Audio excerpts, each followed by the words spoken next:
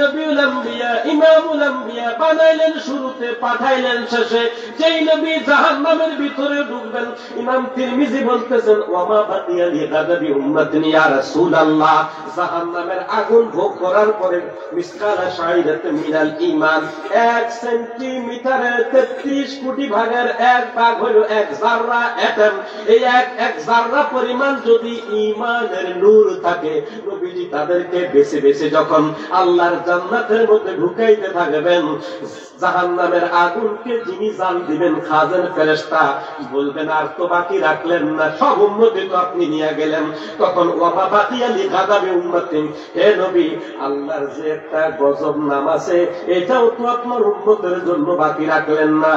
আমার আল্লাহ বলে আমার বন্ধুর প্রেমে আমি পাগল, আমার বন্ধু যাহা চায় আমি চাই, কারণ আমার বন্ধু কোরআন শরীফের আয়াত নাজিল হয়েছে সুল্লাতুম মিনাল আউয়ালিনা ওয়া কালিলুম মিনাল আখিরিন, আছে না নাই? আল্লাহ কয় প্রথম জামানার মানুষগুলি যাবে বেশি বেহেশতি, শেষ জামানায় কম। আমার আল্লাহকে আমার দয়াল নবী বলেন আল্লাহ আমাকে বানাইলেন শুরুতে, পাঠাইলেন শেষে। সর্বশ্রেষ্ঠ সর্বোত্তম আমাদের নবী, যাহার উম্মত হতে চেয়েছেন অন্য নবী, এমন রাহমাতুল আলামিন নবীজির উম্মত বুঝি বেশি জাহান্নামে যাবে? আমি মানি না আল্লাহ আয়াতের হুকুম উল্টো করেন।